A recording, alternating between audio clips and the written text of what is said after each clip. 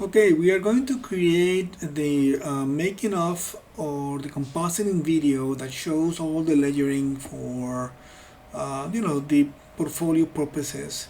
This will show your skills as a compositor and also understanding how you put together different layers of your project, which many times demo reels use, and it's a good opportunity to show that you have that experience. So in this case, I start from the composition that I have already created, the character with all the multiple layers that come from Maya. But I'm going to add another rendering from Maya that I did not get when I was rendering in Maya.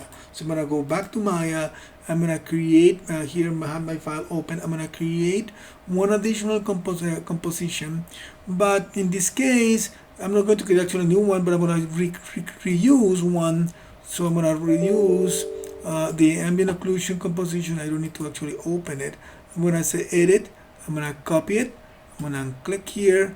I'm just gonna paste it, and I'm just gonna rename it so that I can see. So I'm gonna call it ambient occlusion. I'm gonna call it solo. And I'm gonna call it solo because in the render, not the render settings, but in the collection, somewhere in here, I'm just trying to find the collections for it.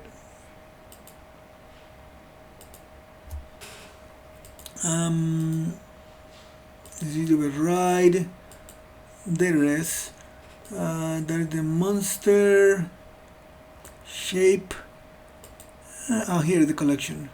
So in there I have things that I don't need, that I don't want. I just want my creature to be present there. So what I'm gonna do is I'm going to remove all the things that I don't need. For example, I don't want the ground plane there, so I'm gonna remove the ground plane. I don't want the bench, so I'm gonna remove the bench. And let me look at it here.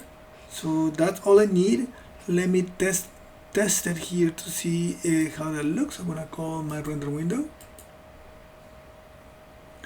and make sure that I have my camera.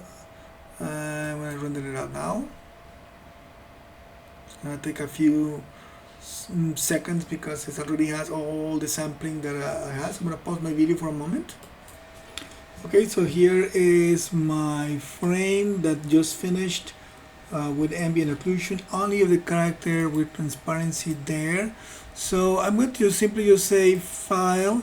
I'm going to just save this image here, and then I'm going to save that monster ambient occlusion, but this one I'm going to call it solo. I'm going to just call it the same way.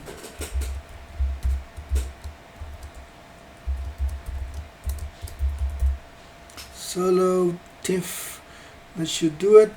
I'll try that, and we're just gonna stop it there. I'm gonna go up there straight to After Effects, and I'm going to import that the layer in my project here. So I'm gonna say File, Import File, and there is my ambient occlusion solo. Make sure that I can see it. It's not there for a moment. Let me just see where I can find it. It's not showing there, but I think it's just a refreshing as issue on the folder. I just went up and down again into the folder, and it's not showing. There is something funky with my After Effects, because if I go outside,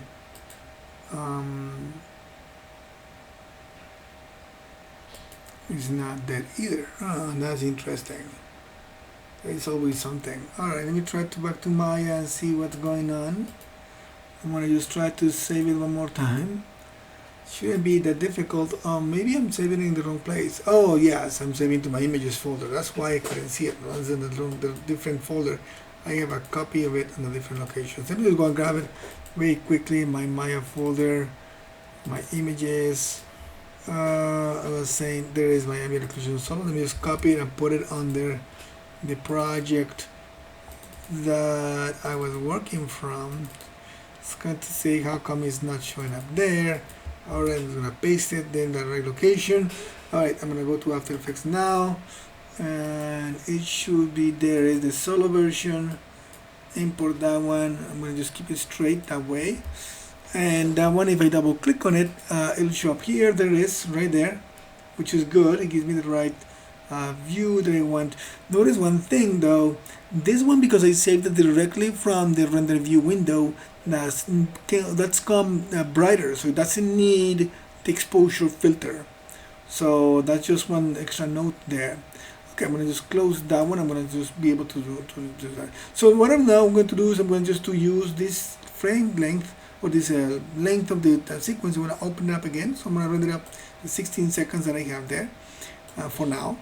And I'm going to start setting up my overlay. So I have I'm going to start with the basic photograph. So 1, 2, 3, 4, 5 layers and 6, 1, 6. So if I try to, I'm going to have to make it actually longer so that each layer stays at least for a couple of seconds or 3 seconds. So I need at least 20 seconds. So I'm going to actually change my composition I selected here. This say composition settings, and I'm going to make it 24 seconds long. In case I need it shorter, I just simply go back and edit it. So that changed it. I'm going to scale it back up here, and I see now my movies end up at 16, but I can change that all the time. So I'm going to go and I'm going to start grabbing all of them, but the photograph, I'm going to push them to the final part there, and I'm going to extend the photograph underneath for all the time. Alright, so I'm going to just go and grab my first layer. I'm going to place there. I'm going to use actually the ambient occlusion that I just brought, the solo version, and I'm going to just grab it and put it on top of the footage. And I'm going to make it shorter. I'm going to make it let's say about 3 seconds in length. So I'm going to try to keep, say, 3 seconds of, maybe a little bit less, 2 seconds of the photo, and then this one's going to pop up. But in this case, I don't want it to just to pop up like that. I'm going to control the opacity of it. So I'm going to just animate. I'm going to just click on my little thing here. So I'm going to say in frame 1, 2, 3, 4, 5, 6, about like that, about 10 frames or so. I'm going to just put a keyframe. You see, you click on the little stopwatch and it creates a keyframe. Add 100% opacity. I'm going to go to the very first frame and I'm going to bring the opacity to 0. That way it's going to fade in the frame. Let me just go and zoom out a little bit, so that one just zooms out there. And then at the end of it, I'm going to bring in the wireframe, so that I can show the wireframe on top of it. So I'm going to grab that wireframe, I'm going to put it right on top of it, and I'm going to put it right here, and I'm going to do the same trick. But in this time, I need to, if I look at the wireframe just shows there, so I can just make it overlay on top of that. So what I'm going to do is I'm going to just let this guy be a little bit longer, and I'm going to change this one. So this one I'm going to use a different mode, so it adds on top of the other one. No, that add is another one. Let me see, actually it's going to be probably multiply. There we go. That way it'll add on top of the one below. And I'm going to simply use the same effect that I use here for the opacity. In this case, I can select these keyframes. I'm going to say Control Copy. You can do it manually too, but I try to speed up my process as much as possible. I'm going to go into this one. I'm going to say Control V so I can paste it. That way the wireframe appears on top of it. Okay, all right. So from that,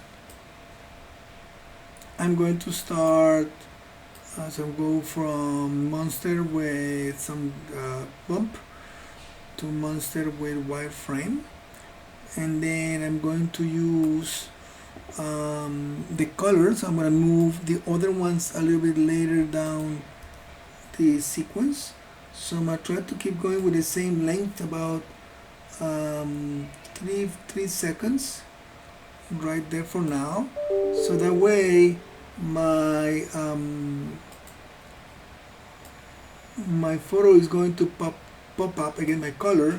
I'm going to do exactly the same thing. I already have those keyframes copied, so I'm going to paste them so you can see my photo laying on top of it, my color layer, I'm sorry.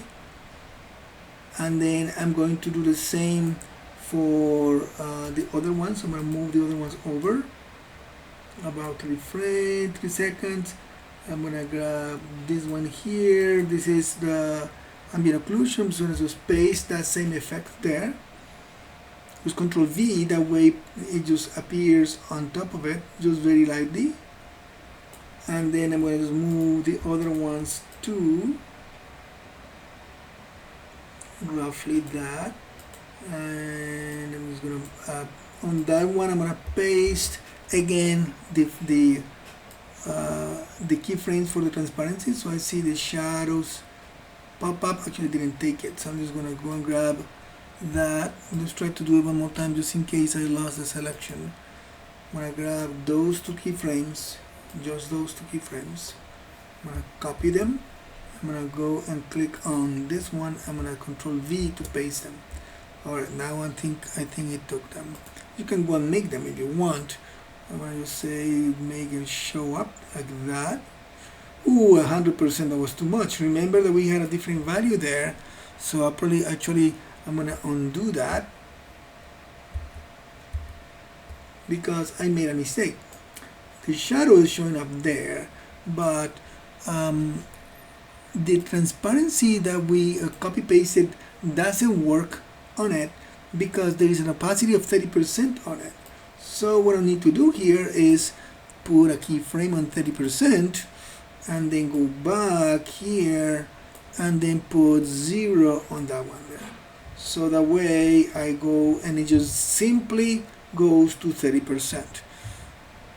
That one was a little miscalculation there.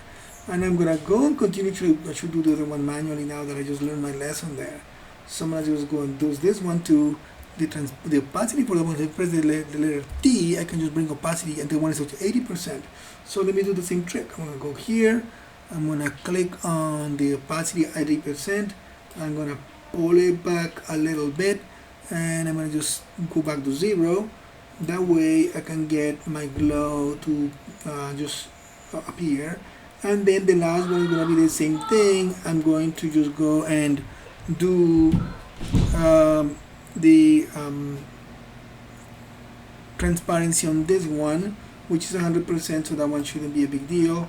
I'm gonna just go and activate the opacity 100%, bring it back to 0, and that way it'll pop up like that. So right now let me just try to just reduce my scale here so I can see them all. And I'm gonna just save my file. Save it as, because I was working on the original, so I'm gonna say monster comp making of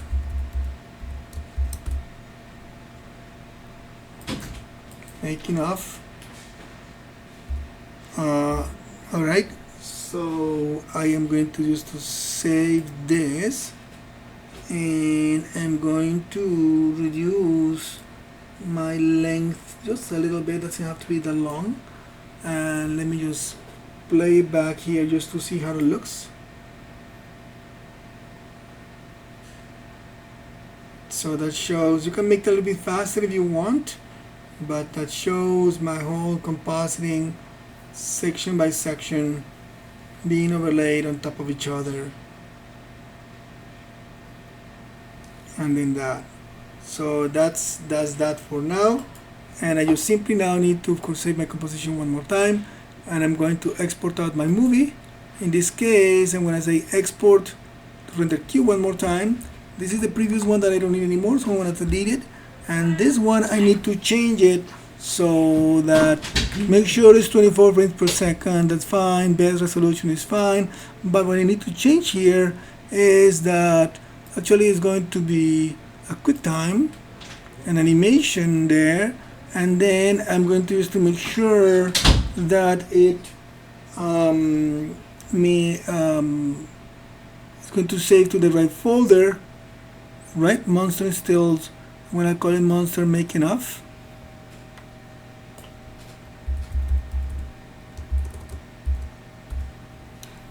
I'm gonna save that, and this time let me just save it one more time.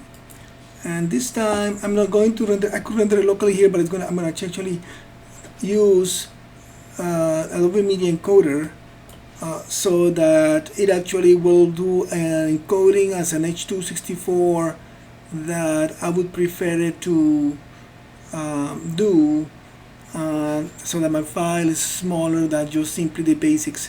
And there is my Adobe Media Encoder. You can see my previous files there, but here is the one.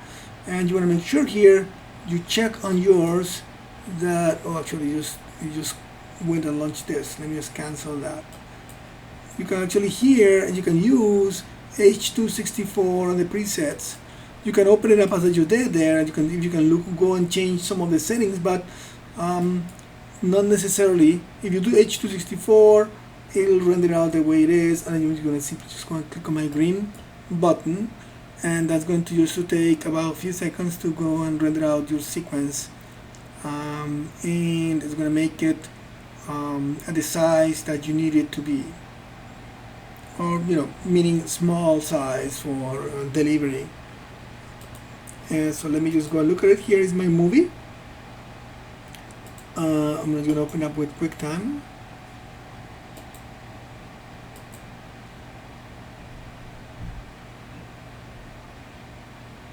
This QuickTime just takes a few seconds to open.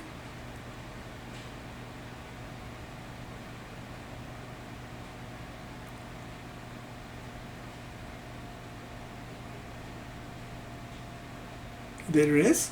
So it's large because it's an HT format, so it comes like that.